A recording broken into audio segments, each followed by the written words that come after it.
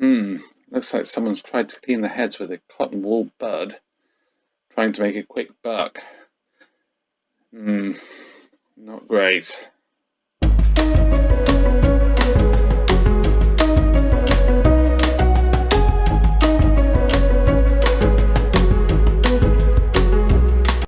Hello, and welcome to another Mr. Betabyte video. And this one's a little bit different insofar as we're looking at an HF950 from Sony, top of the range model in the UK and Europe. And this machine has a video head fault, apparently. Bought off eBay, and it does have some sort of picture, but it's not working properly. So I do wonder if possibly we might have more servo issues. This seems to be a very common issue with these machines now. So let's crack on and see what it's doing. But first things first, let's do the mains fuse challenge. Place your bets now what fuse is in the plug. So my guess is it's going to be a 3 amp fuse. Let's have a look. No, 13 amp. Oh well, let's get that changed. The rest of it looks good, so I'm going to keep this plug on this machine. So let's get that changed.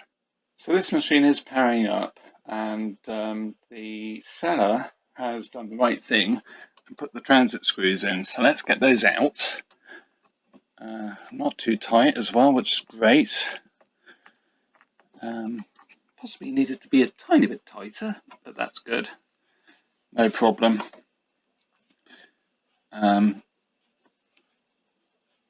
They've done their job, hopefully. And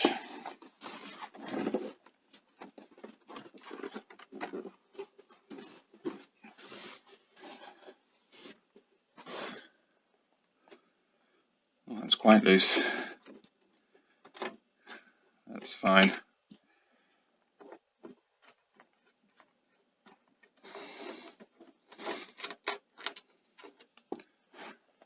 Put those in the back as well. So transit screws safely in their sort of storage place. So that's great. Let's crack on. Okay, so it is powered up. You might just be able to see it. The display is decidedly dim, which is something I may sort out. Yes, probably won't be in this video, but I do have another half decent display from a scrap machine, so we can use that hopefully. So that's so far so good. Put the tape in.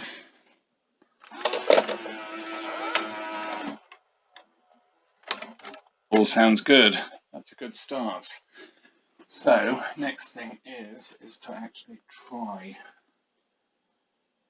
playback and see what it's like. And I'm not using the best machine, so I'm not actually using the best tape for this, I have to say, but it's a tape that I don't mind getting wrecked.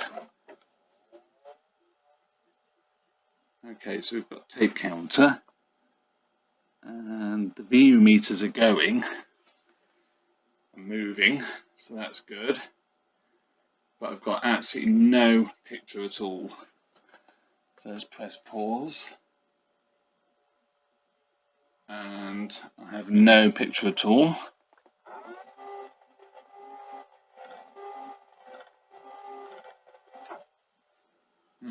Interesting noise there when I go into fast scan. So let's take the top off. Let's see what's going on. It would be nice if it was just dirty heads, but I'm sure it won't be. And of course these machines do actually need quite a bit of TLC when they've been laid up, just to make sure that they're going to stay reliable. So things like a few key capacitors in the power supply keep that reliable.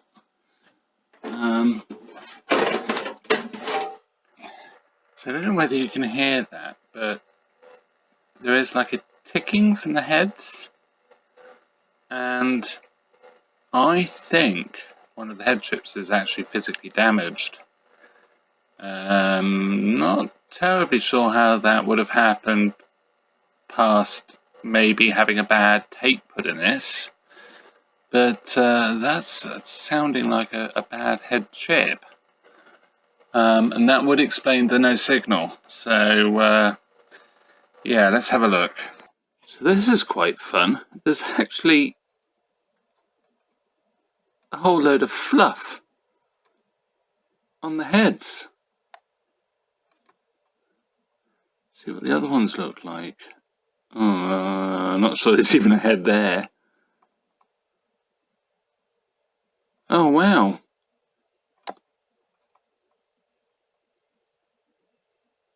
I think that one's okay. That one's okay. Those two, my goodness. So, better try and clean those up. Okay, so I did something I really didn't want to do, but it did actually do the trick. I actually used some tweezers to very carefully pull the fibers off the heads. I think there is still some more residue there, so I might have stripped down the top drum to give it a clean, but I just thought, well, what the heck, let's just give it a try. I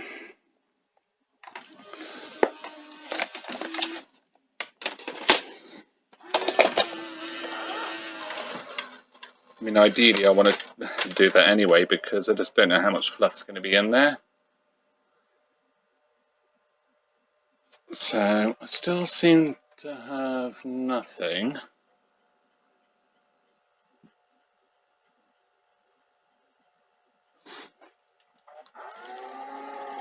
Oh, I now have something, a little bit of something. There is something there. Okay. Like I say, this tape's terrible. Which probably isn't helping. Ooh, I'm getting a bit of a picture. A very snowy one. But I am getting a picture. So yeah, it was in pause, so that's never going to be great anyway, but it does take a degree of muting off the image. So I'm getting something. That's a good start. So so I think what I'm going to have to do is strip down the top of the head assembly, take off the top drum, the upper drum, and just have a look at these heads. I suppose what would be a really good idea is actually take the heads off altogether, and I'll soak them in a bath of isopropyl. But I don't know. We'll see. We'll examine them, have a look to see what's going on, and see if we can get some idea of how badly they're damaged. I think these heads might be salvageable, though. They just need a jolly good clean. So I thought I'd just check the 12-volt power supply, or mains power supply, before I did anything else, because it just feels like there's an awful lot of issues with this, which could point to a bad power supply. So, and the mains power supplies are a little bit renowned for being a bit sort of temperamental and not very reliable. So I thought I'd cut to the chase, just try my external power supply, which is part of my soldering station there. And this power supply literally is just mains to 12 volts. 12 volts, 4 amps peak, I believe. You can use CCTV or LED driver power supplies, and in fact I have done before now, rated at 5 amps actually, because they're actually physically smaller than this, and they fit in here well. The only thing is you need need it to be earthed, unless it's a fully encapsulated unit, of course. So this is literally 12 volts. It doesn't draw more than 2 amps, to be honest, in playback, and with fast forward, rewind, cue, review, pause, all the rest of it, 2 amp power supply should be fine, although you're pushing it. And the connections are red, orange are the positive 12 volts, and black, brown are the ground or negative side. And it does some plugs from down here. So yeah, it's easy enough to do. You can do it in situ. It's quick and easy. I just make 2 pins or a loop from discarded component legs. Push them in. I soldered it on just so it doesn't slip. So the copper didn't slip really while I was messing about with the machine. But it has proved that this is fine, which is great. It's just one big tick. I know it's good. Although I will change some of the caps in here because there are a few that cause real problems with these, and there's 2 that will actually destroy it. And it's quite expensive to get the parts now for this, £15 transistor, and you need 2, so 30 quid. It's, you know, it starts getting silly money just for the sake of a couple of quid on capacitors. So yeah, I changed those a matter of course now. But the results, well, at the moment I don't have anything. Just put it out of. So I'm still getting the same thing. I'm still not sure it's the heads or it's the electronics. It does feel like there's a servo issue and there's something else going on. Having said that, yeah, that's enough for it to be heads, to be honest. But I am getting this strange ticking still from the servo, the head drum servo. And it's like it's just ever so slightly struggling to keep the speed up. But I think what I need to do now is attack these heads and get the upper drum off and just make sure it is completely clear, because that picture and distortion could quite easily be being caused by a fibre of cotton wool from the cotton bull from the cotton bud. So yeah, let's do that.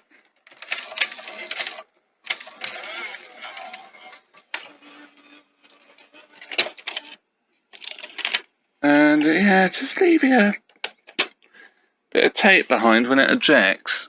Probably just resurface that top drum as well. Yeah, and I do still have that strange issue as well with the juddering. Juddering, you can see it on the back tension arm, where it's almost like there's tackiness on the tape path, which is highly probable. I've not cleaned it properly yet, so yeah. But yeah, let's crack on. So I might have found out what's causing the sort of judder effect, especially when you're queuing, more queuing than reviewing, to be fair.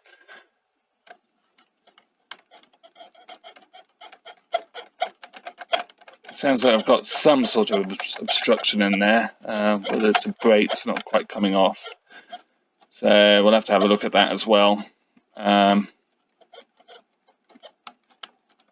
It's only sort of one part. You could actually hear it sort of making a sound, but it sounded almost like the cassette itself making the sound, but it isn't. It's the deck. So yeah, something else we'll have to look at. So let's crack on with this.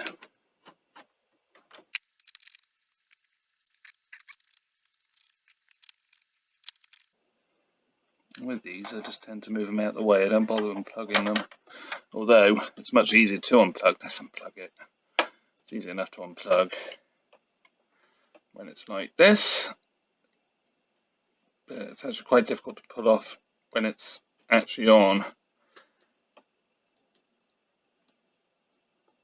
There we go. Just try not to strain the cables, they're quite fragile. So see there, the coils are looking good. Glue's holding them well in place. There's also the adjustment height for the height. Yeah, I'm going to have to upset these because I need to take the heads off. You can get away with getting it out and stretching, sort of, it doesn't overstretch the spring. If you're just going to take the upper drum off, you can get away with it. But as I'm actually more than likely going to have to remove the heads, I'm just going to take the lot off. This here, it's just being held on by some of the varnish. This is actually loose. I suppose I'll just take it off. There we go. Take the guide catches off. And I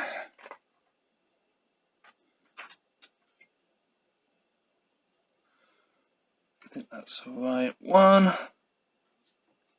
Yeah. Let's crack it. And then 2 screws here. And of course I'm putting all these screws in methodical order, so I'll find them afterwards. Yeah, right. Well, I sort of have. Yeah. I do sometimes rely a little bit too much on my memory, which is never a good thing. Because invariably I get it wrong. Like I did on the VTC 5000, the Sanyo, the other day. I put the head screening can over the on, and put the wrong screw in, and of course it fouls the loading mechanism as a result. So I can work out what I've done wrong. It's like it's been running for like 20 hours and now it's doing that. So so put that out. Quite a bit of wear there. Yeah, it's actually quite shiny. So I'll resurface that. I'll show you how I do it as well. I've been sort of alluding to the fact that I would do it in a video, so we'll do it in this one, I guess. So these heads, they look intact.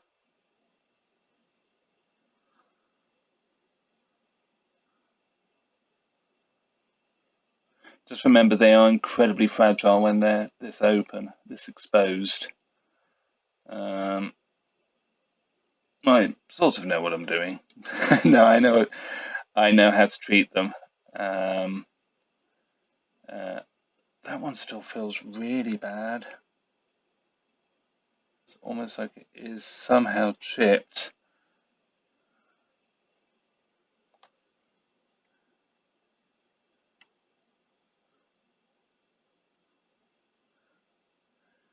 Might have to look at that under a microscope. There's something not quite right about the one side of it. I said that one looks the same, so it must just be the way the head chips are actually built. Let's just compare that again.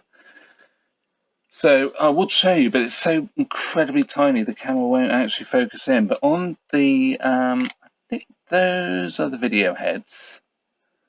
There's a tiny little dot on the leading edge of the head chip, and that's the same on this one.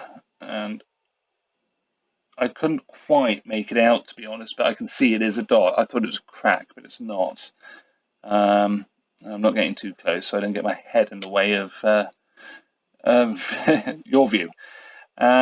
So in some ways what would be nice is to give them a bath in isopropyl. But I think what I'm going to do is I'm just going to put drops of isopropyl on the head chips.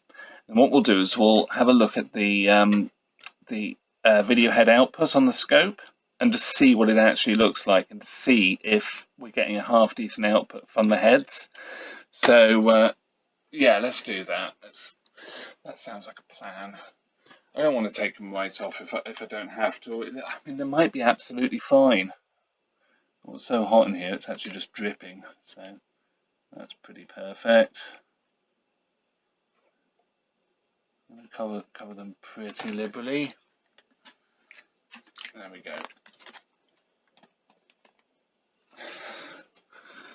So I'll just let that sit, and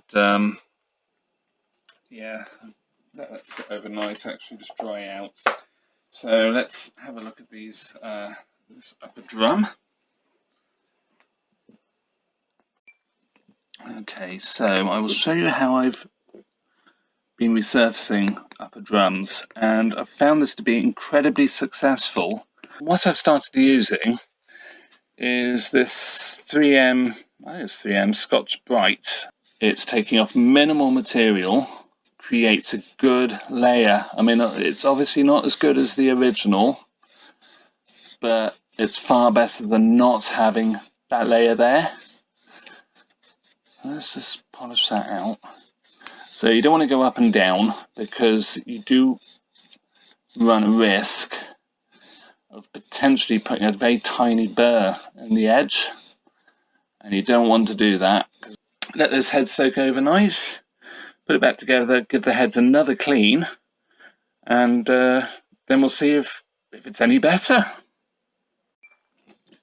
The other thing that's worth noting is obviously before you put it back in the machine, give it a good clean, because you'll find it is pretty, you'll get a residue off it, so it does need to be given a good clean. But like I say, I've found it absolutely brilliant. So yeah, there we go. So it's a bit of an abrupt end to this video insofar as I recorded the original video back in July last year, and unfortunately I lost all of the footage that I took after that. I don't know what happened, but I don't have it. So it's sort of been sat in my archive, just doing nothing. But I wanted to share it, and mainly just because those heads were just it's just crazy. It's obvious that someone thought, oh, there's a head fault, but everything else seems to work. If I give it a clean with some cotton wool buds, it'll be fine. It's just disaster. So what happened with the machine? I did soak them. I soaked the heads, and they were no better. I do think the heads were actually bad anyway, even before they'd had all that cotton wool wrapped around a couple of the chips. So you may remember this from a fairly recent video actually I've done on a 950 that basically I bought with no reel table. The reel table had been borrowed for Hungry Joe, actually. And this actually also had a good drum. So what I did in the end is I swapped the drum out of this scrap deck, put that in the machine, worked a treat, and I believe, from what I can remember, it was absolutely sweet. It was actually a really nice machine. So working really well, and very, very pleased with it. But unfortunately, I don't have that footage. So yeah, really sorry. it's sort of like really positive outcome, but you can't see it. it's not great. Anyway, yeah, we've got quite a few interesting videos coming up. I am partly why I've released this video now is because I'm going through both the HF100 and the HF950 Laszlo's machine, running through servo faults, and I'm basically doing them side by side, but it's taking me a lot of time. So yeah, hopefully next week one or other of those machines will be featuring in a video, and yeah, and then we've got 950 as a later date, or 100, or whatever, whichever one comes up first. So yeah, that's all down to editing at the end of the day, isn't it? And time. But yeah, and I'm also sort of cracking on with the Slow 1700 as well, which I'm really looking forward to. I just can't wait to get to that, but I need to get repairs and machines sorted and space sorted as well. So please like and subscribe. Subscribing, it really means a lot to me, and you know, we've got some fun videos coming up. So if you like this sort of stuff, it'd be really great if you join me on this journey. After all, it is a journey of me sort of living the dream of these wonderful machines, and while I still can, because, well, they're going to run out, aren't they? So with that, thank you very much for watching, and see you in another video. Bye for now.